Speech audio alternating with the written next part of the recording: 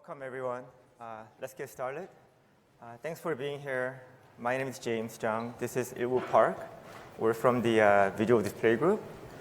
We'll be presenting Bixby on TV and the voice TV control interfaces for third-party developers. Again, we're from the Visual Display Group, where we make the #1 smart TVs in North America and worldwide, 11 years and counting. For today's session, I will present how the voice assistants on TV evolved over the years and explain how the Bixby works on TV by describing the TV architecture. And I'll spend some time on TV design considerations and design principles that we apply when developing Bixby for TV. And we'll dive into developing the Bixby capsules for TV experience. Ilwoo will then describe the media control APIs for third-party developers and app integration. We'll wrap up the session with any Q&A towards the end. So if you have any questions, please hold until the end of the presentation. So let's get started. So before we start, I would like to ask a question. Who here has Samsung smart TVs at home? Wow, that's actually more than what I imagined. So gentlemen, from what year model do you have?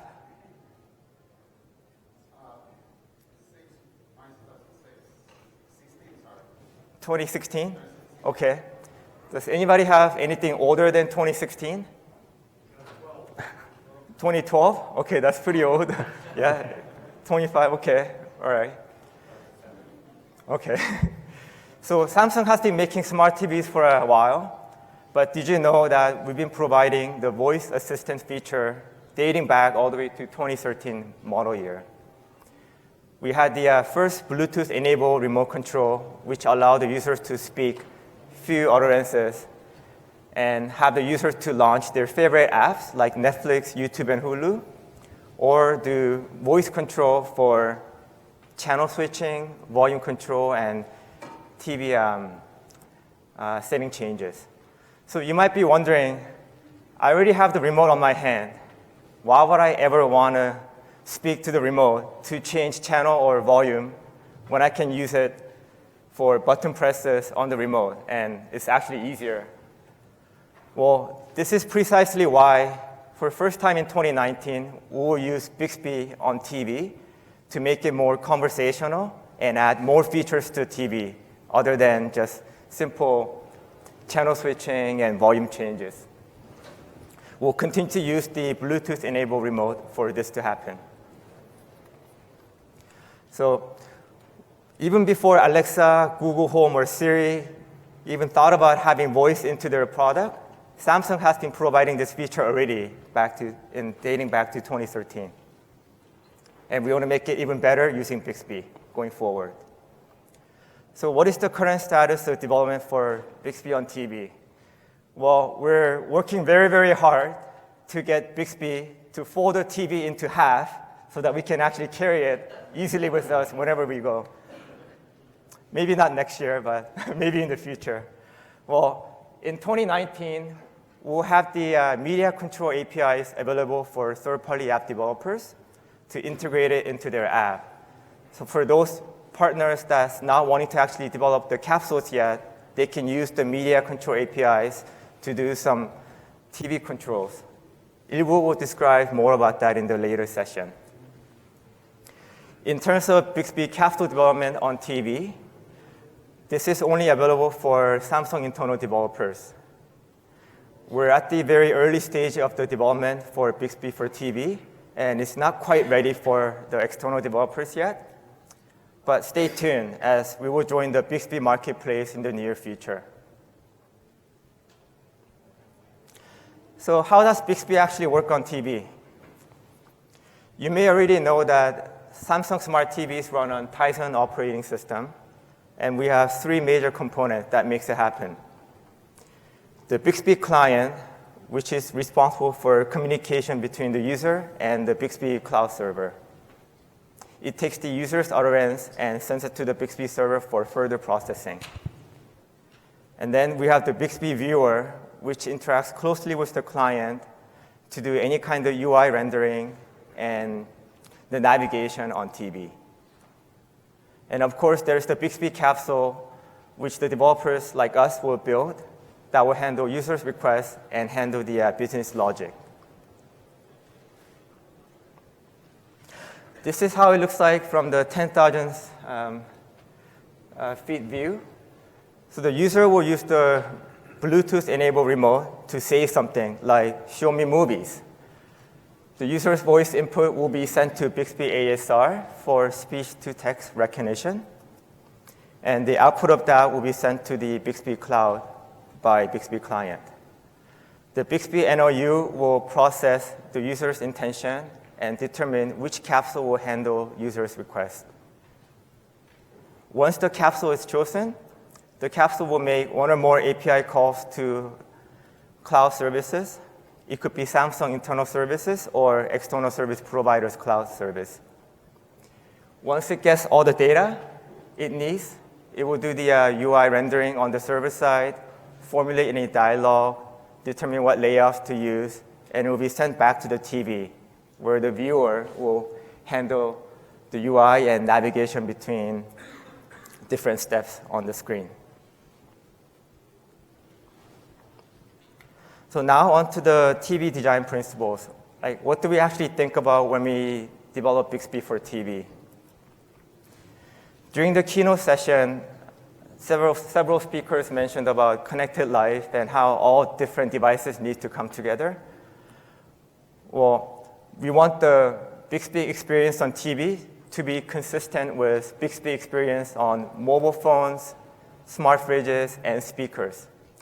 The type of information presented to the user on these devices may be slightly different, or how much information is shared to the user might be different, but the overall experience needs to be coherent between devices, and they need to feel consistent, such that using Bixby for TV needs to be same as using Bixby for other devices. And when using this voice assistant feature on TV, we want it to feel natural. I'll be first to admit that some of the older Samsung TV models that does have voice AI system, the set of features that it supports is very limited. Set of utterances that can understand is very limited. So often what users find is when they deviate a little bit from what they say, then the voice AI system will respond back to you and say, I don't understand what you just said, or please try again, or I'm afraid that I cannot do that. Luckily for Bixby, it's a conversational assistance AI that is able to ask user if some information is missing and work with the users in a dialogue fashion, conversational fashion, so that user can feel reliable that the Bixby will carry on the task that I want to actually do. So no more like robot speaking and no more rule path way of doing things. Lastly, the TV is best used for video content consumption. We want the users to watch what they want to watch fast. My favorite TV show is Game of Thrones, so I want to ask Bixby, where can I watch Game of Thrones, and when can I watch it? And I want to see the result that I need as fast as I can. When determining how we need to interact with the users and make the navigation possible on TV, we have to look at how the mobile did it first and apply the same principle to the TV, but in a slightly different way. For instance, on mobile, it's a small handheld device that you can carry with you anywhere you want, and it allows for touch screen. TV is a little different, as you know. It's a big screen that's usually mounted on the wall or stands on a TV stand. You cannot carry it with you all the time, and you're probably several feet away from it, so touch is not possible. So you need to rely on the remote control to do sort of the navigation, which is why we have the magic wand, Samsung Smart Remote, to make this happen. We will allow the user to navigate Bixby on TV using the D-pad on remote, but we're also exploring different ways of voice navigation in the near future using far-field technology. So stay tuned for that announcement. Again, unlike the mobile device where the navigation is done from top to bottom, up to down, TV is a landscape screen, so we have decided to use the horizontal navigation from left to right, which feels more natural to the user. Another key difference between TV and mobile is that we only take up the bottom third of the TV screen. This allows the users to actually watch the TV content that they have on the TV screen while being able to use Bixby at the same time. We are actually very good at multitasking different things. So we want users to watch what's shown on the TV and use Bixby at the same time. So you can continue to watch Stephen Curry making three-point shots on TV while asking Bixby what's on other channels. But at the same time, we have the option to go into the full screen mode for different use cases and have the user toggle between the main UI and the full screen UI, whatever they need to. So how do we actually build Bixby capsules on TV? You've seen it in the keynote session earlier this morning that Bixby Developer Studio is available for everyone. I'm sorry to say that for TV development, it's only for Samsung internal developers, again. And this TV simulator is in the beta mode. But stay tuned when this feature will be available for everyone. But if you do have the TV simulator available for you to develop on, this is how it will look like. So in the settings, you can set the resolution for TV, which will change the UI layout to horizontal, as you can see. I'll describe how we actually develop the TV capsule in multiple steps. By the way, these steps are also applicable for mobile devices and other devices as well. So first, we define the key moment for which goals that we want to support. Let's say the user's utterance that we want to support is, find me Star Wars. As the utterance suggests, we want to pick the find moment to define this scenario, design it, model it, using the Bixby Development Studio. And Bixby will be smart enough to get all the inputs that user has, confirm it, and once we have all the inputs we need, then it will show the result it needs to the users. You may have seen this loop in other Bixby sessions. Once we have designed the capsule, we need to also figure out what views to use. The utterance example that I gave was find me Star Wars. So there may be multiple Star Wars movies and TV shows. Well, showing multiple content is best supported by showing it in the result list, as you can see here. We also have the area for Bixby dialogue, as well as conversational driver for TV. And I'll explain this more in the later slides. For the result list view, we can define what components we can use to represent the information that user is seeking for. Fortunately, the Bixby Development Studio offers many different card types, one of them being media. This media card type is perfect for us because we can use this tile for images for the content, and it has the title and then the subtitle areas for anything that we want to show to the user. And I already mentioned that Bixby is conversational AI, so we can define the Bixby dialogue to present back to the users in a friendly manner. So to answer users' requests of find me Star Wars, we can respond by saying, here's what I found for Star Wars. So user will feel engaged and understand that Bixby has done the task of finding the content related to Star Wars.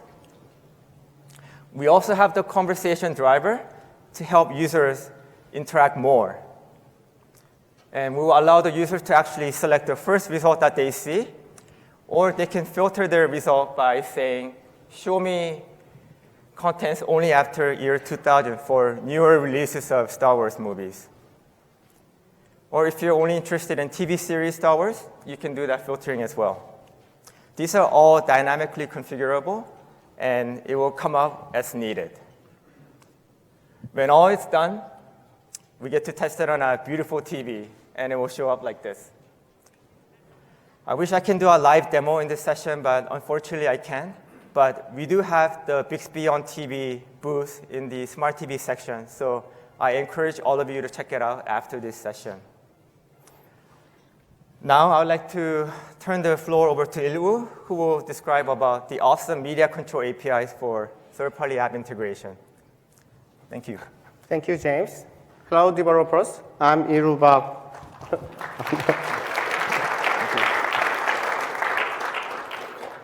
I'm Ilwoo from Innovative Software Lab, Samsung Visual Display Division. Today, I'm going to introduce how to control media in your application with voice. Bixby is a new cloud-based voice assistant to extend its capability to a variety of services. But we think that media playback control is a basic and common feature in all media applications. Each application developer should not waste their time to develop these features from scratch. So we decide to provide a common voice-based control interface. We will provide a simple and an easy way to integrate in your application. Before we dive into the technical details about integrating voice media controls, I'm going to show you a brief architecture of that. Oops.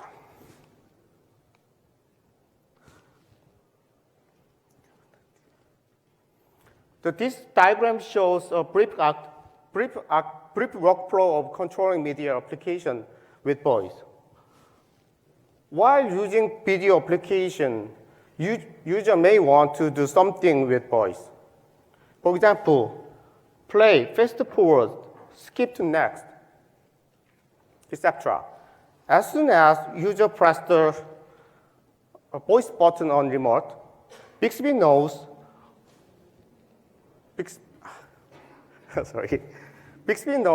what user is currently doing with given context collected by Bixby client.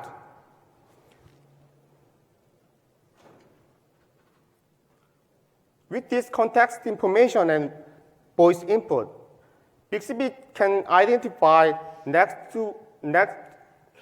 action to do, and then send the control command to your application through voice media control interface. Your application can receive the command event and pass it to voice event callback in your code.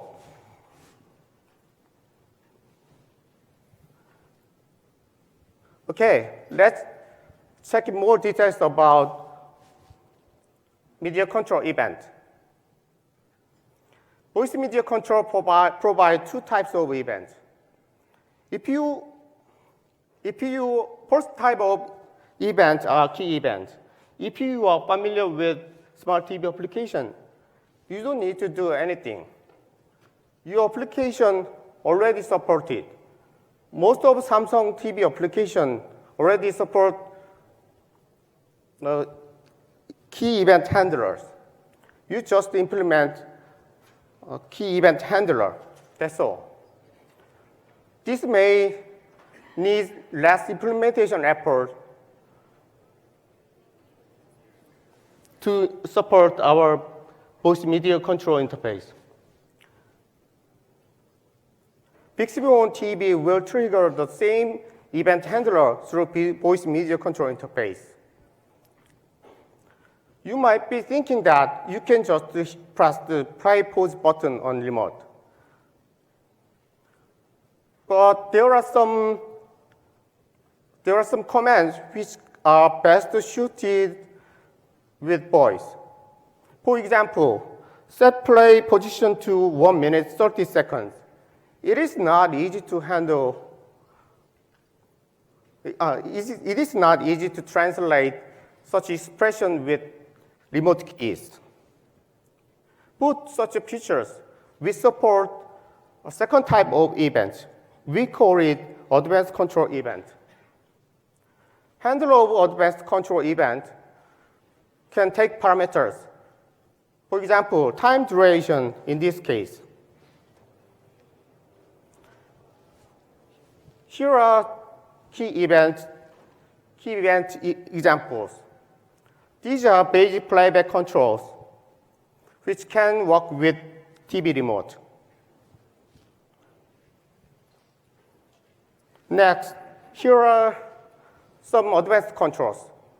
These controls can't be supported with TV remote. For example, fast forward 30 seconds. The handler of this command needs value of time to finish the job. Go to previous is a special case, which seems doable by TV remote, doable by mapping to previous key on remote. But we found that most of existing Samsung smart TV application had already mapped a previous key to restart current playing contents from beginning or something else. They do not play previous track with previous key. So we are supporting go to previous command using handler with parameters in order to clear understanding. Okay, now I'm going to tell you how to integrate voice media control on TV. Let's see together how you can easily integrate voice media controls in your application on TV. There are just 4 steps you need to remember. The first step is configure voice media controls actions in Tizen config file. Second, initialize voice media control API in your application. And third, of course, add callback handler to control actions and error handling. Very simple. Okay, first step, we need to add some configuration in Tizen config file. There are 2 metadata parameters in order to enable voice media interface in your application. First, you need to add companion version. It is for guaranteed compatibility between Bixby and companion apps. It starts with 10,000. At this moment, you need to add, you need to add 10,000 value in 10,000 in value parameters. Second, registering actions. You need to add defined kinds of actions supported in your application. You just select actions which you want to support. Next, we need to initialize voice media control APIs when application initialized. And most Samsung TV applications are web-based. So I'm focusing only on web application in this session. We will provide C# API also for third-party developers. But in this session, let's focus on web API. Call Tizen.bixby.initialize when your application starts.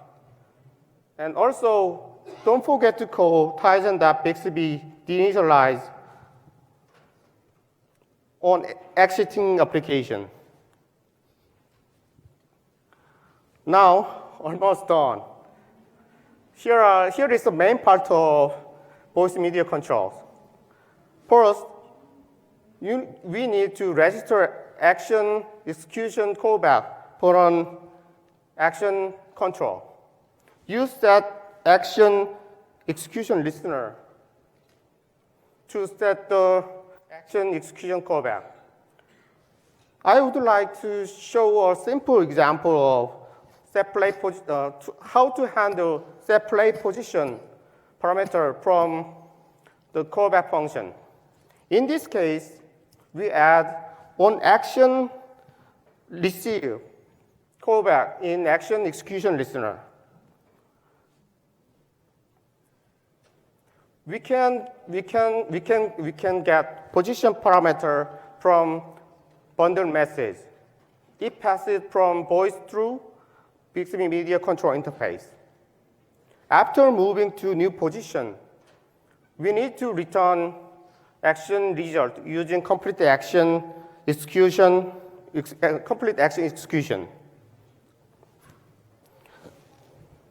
When action execution is finished, the application should notify the end of action to Bixby. In normal case, application should return success in complete action execution. But if action failed because of some reasons, application should send us some exception response using result code. Bixby used the action complete result to give proper response to users. We have predefined response tags for each actions. Okay, all done. Now you can start to integrate voice media control features in your application. To recap these 4 steps. First, you need to configure the voice command actions in your config file. And then initialize voice media interface.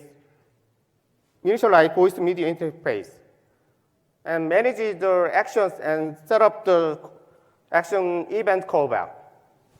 And please don't forget to handle error condition. This is all you need to do to integrate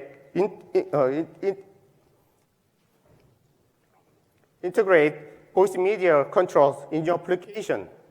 Quite easy. Okay, if you are interested to know more about voice media controls in Samsung Smart TV, please download our sample code. And it is available on github/samsungdforum/voice media controls. You can download it now. Thank you for staying with us today. Thank you.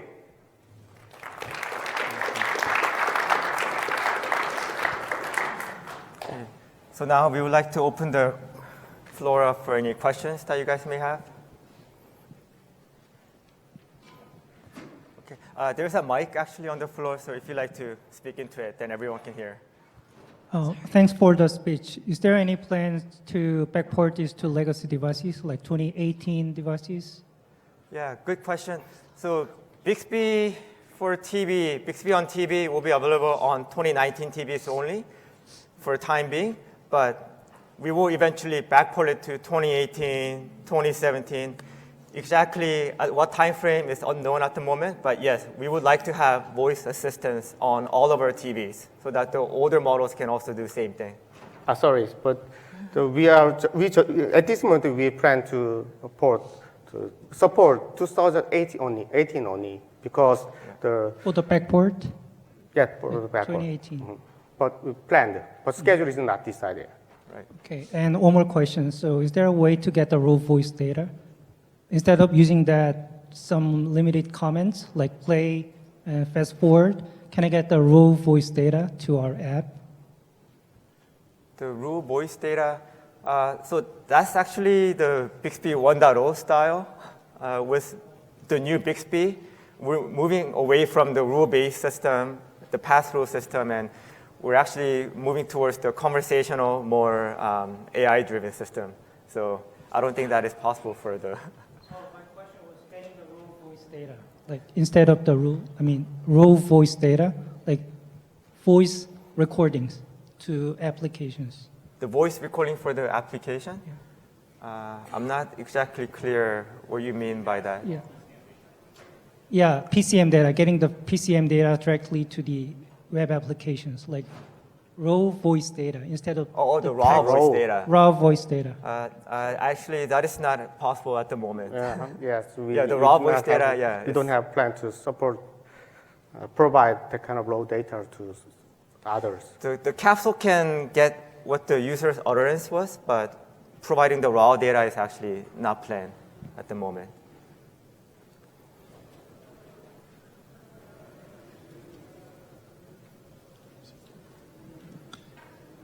Do you have any estimated time when this would be available to third-party developers?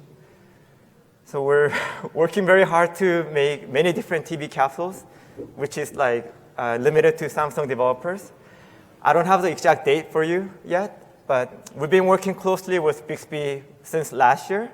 And once we have the date available, you'll be the first to hear from us. But we want all the different Samsung devices to work with Bixby, as you have seen it in the keynote session. So hopefully, it will be very soon. Yeah. How do you handle authorizations in TV? For example, I have a Netflix account, and it's always difficult to put like even email into the TV with a remote. So how would you handle that? So to handle case of like authenticating with third-party apps, well, there's many ways of doing that. But for Netflix case, like the Netflix will need to open their app so that we can actually exchange users' credential information with Bixby and such. I believe there are other Bixby sessions that talk about transaction and working with partner apps. So in this case, Netflix will need to be open to working with Bixby to make this happen, so that the user don't have to use the remote to type in the email address or like the password and perhaps speak into it or integrate it with mobile device, which is already authenticated with Netflix. How do you prioritize which application will get the Star Wars hit for your example? So Samsung actually has internal metadata service that provides different contents from different partners. And based on the user's utterance and what the query was about, we get to decide what information is best suitable for the user. We also have the recommendation system to understand what user might be interested in more. So the result can change based on who's actually speaking to the user and what device is actually being used. Yes, question at the back. Somewhat related to the previous question. If I only want to display results that are within my app and not have other content displayed on top of it, is that possible? Yes, so that is possible. So to actually further answer the previous question, we have the server that actually aggregates all different content partners, so you get all the results. So to answer the second question now, the Bixby Marketplace is the place where you can actually pick and choose which Bixby capsules will be enabled for my own device. So just like your smartphone, you have your own set of apps running on the smartphone, and mine is different from yours. So we want to have that same experience with Bixby Marketplace, so you can pick and choose. Also, Bixby has this feature called preference learning. So if you're always selecting content from Hulu, let's say, then we want to present the Hulu result first, as opposed to the other providers. So that's a choice that the user makes, not a choice that I can make as a developer? Is that what you're saying? So the developer will actually have that feature available for the user to actually choose from. So there is a Bixby understanding page and explore page where the user will be given a choice to do a preference learning. So if we detect that user is always doing one action versus the other, then will allow the users to actually make that a preference.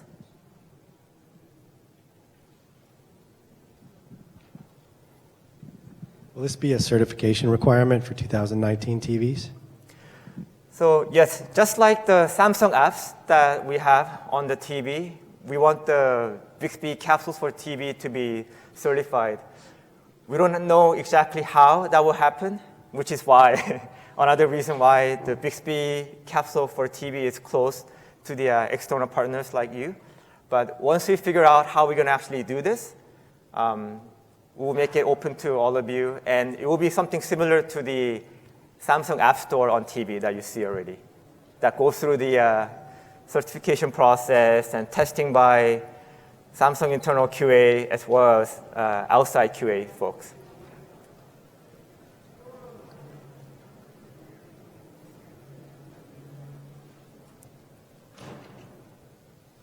Any other questions? No? Okay, well, thank you for coming. If you can switch to the next slide. Okay. Sorry. Oh, sorry. Yeah, if you can switch to the next slide. So thanks for coming. Please rate the session. And once you rate the session, you'll be able to collect 20 SDC points, which you can use for like some raffle. I heard that like, the previous year we're giving out like TVs as a raffle, but this year we don't have any. But hopefully you can use this 20 SDC point to get something. But again, thanks very much for coming. Thank you.